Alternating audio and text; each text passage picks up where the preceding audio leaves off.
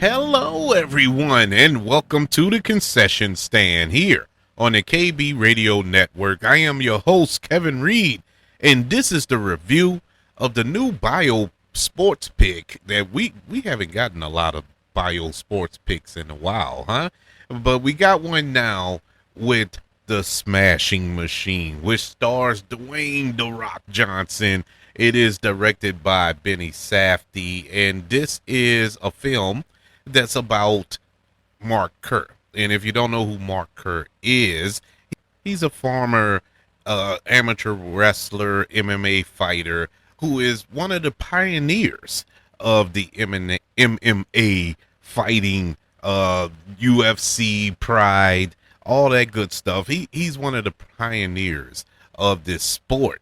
And this film chronicles 3 years in his life where he started his MMA career and the ups and downs that took place in that short period of time of this man. And this is a film that also stars, along with Dwayne Johnson, Emily Blunt, who plays his girlfriend in this film. And those two have starred together in the past with Jungle Cruise, so they reunite for this film. Benny Safdie, the director of this film, he normally directs with his brother, and they kind of went their separate ways, and they're off directing and making their own movies. And I think this is his first solo outing as a director. I could be wrong on that, but I think this is. But this was a good job by him. I enjoyed this film, and a lot of talk, before this film was even released, as it made its way around the film festival circuit, was Dwayne "The Rock" Johnson. Is he going to win an Academy Award, get nominated for an Academy Award for his performance in this film? I will say that I was enjoying watching the trailers leading up to this movie, because this looked like a different Dwayne Johnson. This wasn't Jumanji Dwayne Johnson. It definitely wasn't Black Adam Dwayne Johnson. This was Dwayne Johnson diving into drama. It's something that we haven't seen him in. And could he handle it? Could he be the guy that can give a powerful performance where he disappears in the role? Yes. Yes, he can. He did an excellent job as Mark Kerr in this film. It was moments in this movie where I forgot it was Dwayne Johnson. Prosthetics aside, he had prosthetics on that made him look different, but you could still see Dwayne Johnson in there. But it was moments throughout this film, through his acting, where I forgot it was Dwayne Johnson. I thought it was Mark Kerr. He really dove into this head first. And man, what a job by him. Now, will he be nominated? I don't know. But if I was on the board, I don't know if I can nominate him. It was definitely hands down. There's no argument here. His best performance to date. This is his greatest performance that he is ever giving outside of WWE. This is his greatest performance on the big screen. Completely disappeared in the role. Excellent job. One of the gems about this movie was his relationship, or his chemistry, with Emily Blunt, playing his girlfriend Dawn. And I loved that aspect of the movie more than I enjoyed the fighting throughout the movie. I really was intrigued by their relationship and the ups and downs of this relationship. It wasn't a bubblegum, sweet Hollywood version of a relationship. It was real. And I appreciated it for that. It didn't dumb it down. This is a real relationship. This is the type of relationship you go home to after you leave the theater. It's that type of relationship. And they really went in with it and kept it real. I really appreciated that. The fighting in this movie was great. I was kind of skeptical. How can you capture MMA on the big screen? course, it's kind of hard to compare it to anything because we haven't gotten a lot of MMA movies, other than Warrior. And Warrior was just great, but does it match that? No, I don't think it matches Warrior as far as how that action was filmed or how it was portrayed. It's more of clips here. You don't get full fledged fights like you would see in a Rocky movie or something like that. If I can compare the two, you really can't. But you get where I'm getting at. It's not a full fight that you see. And to be fair, UFC fights and Pride fights, those MMA events, there aren't full 12-round fights. they can last from 10 seconds to 10 minutes or whatever fight's over. It don't take long to pummel somebody on the ground and the fight's over. And so it didn't really have time to rev up your engines as far as your adrenaline pumping with the fights going on. But this isn't a fight movie. This is a drama. This is the story of Mark Carr. And so, or Kerr, I should say. It's not that type of movie. If you're going to see it for the fights, it's not really there. Now, it's brutal when it does have it. I will say that much. It is brutal. The fights look really, really real. For the quick glimpses that we get, a couple of them didn't, and it just came off as a little cheesy, and it explained why they were quick cuts of it. But all in all, it was all right.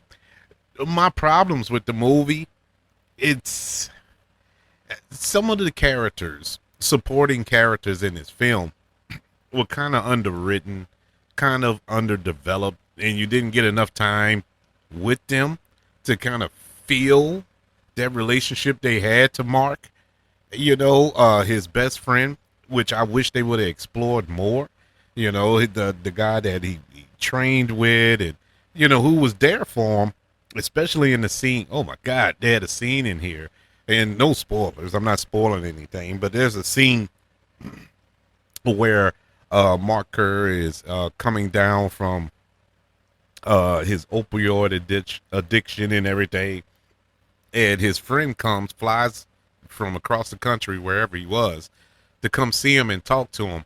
Man, in that scene, Dwayne Johnson, now that I think about it, in that scene, that probably will get him nominated, to be honest.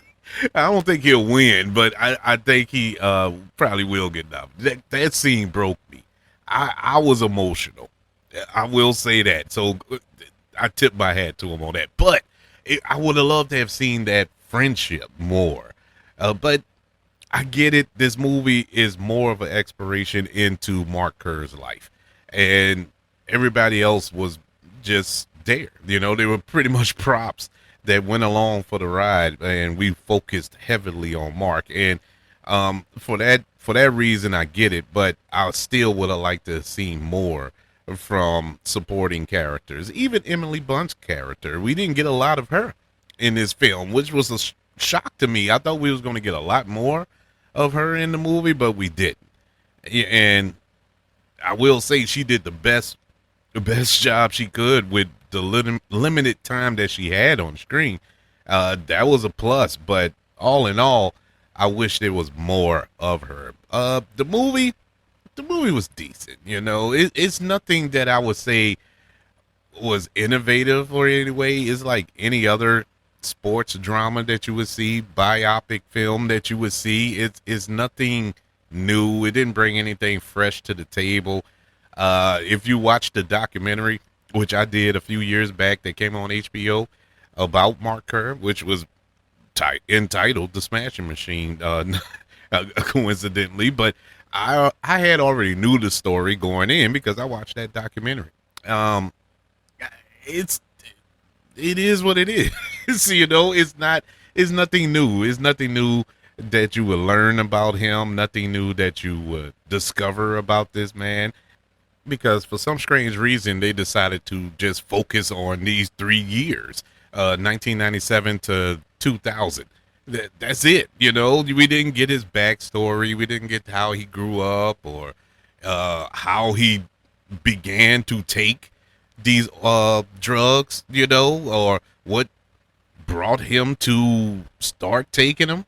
Even though we do find out as the movie goes on, you use common sense why he took it, but I would like to see him discover it and go down his path, and then his journey through it, trying to fight it. I would have loved to have seen that, but they decided to focus on these 3 years of his life, and it was nice. I thought it was nice.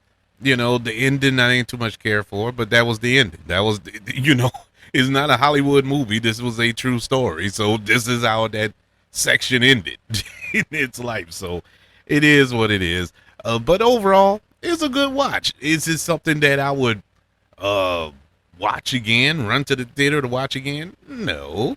Do I think it deserved to be a flop at the box office its opening weekend? No. I think it's worthy of a watch. I think it's a good watch, especially if you're a Dwayne Johnson fan. You should check it out because you will be impressed with his acting here. I guess he looked at John Cena and said, "Man, I need to be the best actor turned wrestler." And right now, John Cena is killing it.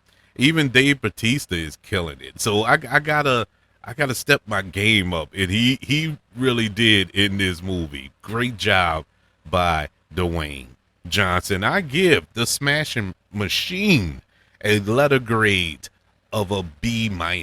Yeah, it was really good, and it's carried by the performance of Dwayne Johnson. It did an excellent job. I'm not 100% shocked by the performance because I kind of anticipated that going in, that he was going to give a good performance. But I am a little surprised on how much I connected with this character, how much sympathy that I felt for this character. You couldn't help but cheer for him. You couldn't help but get behind him. Sometimes when you watch films and the protagonist is doing his thing and you just know you got to cheer for him because he's the protagonist. He's the hero of the story. He or she is the hero of the story. So you automatically are following that character or cheering for that character. Even though sometimes that character is a douchebag. So in this case here, I honestly couldn't help but get behind Mark Kerr. There is nothing about that man. Now, this is a movie. It could be, the bubblegum version of him. We only get one side of the equation here. But this dude was a good dude. I mean, it's nothing about the guy that, you wouldn't want to get behind him. He's really a good dude, bro. Sweet guy. Soft-spoken, even though he's in probably the most violent sport there is. Is amazing, but great job by Dwayne Johnson. I would like to know, did you check out The Smashing Machines, and what did you think of it, and what did you think of Dwayne Johnson's performance here? Do you think he's Oscar worthy of this performance? I would love to know your thoughts. Email the show, kbradiopodcast@gmail.com. You can also search for this show on all social media platforms. Just search for the KB Radio Network. Also, don't forget about YouTube. Subscribe to the KB Radio Network channel and like this video if you don't mind. Don't forget about the 5 stars, the reviews, and sharing this show if you're listening on Apple Podcasts, Spotify, iHeartRadio, wherever you are currently listening to the concession stand here on the KB Radio Network. Everybody, thank you for joining me for this review of The Smashing Machine. I want you all to know that I love you, continue to love everyone, and until we speak again, you all be blessed.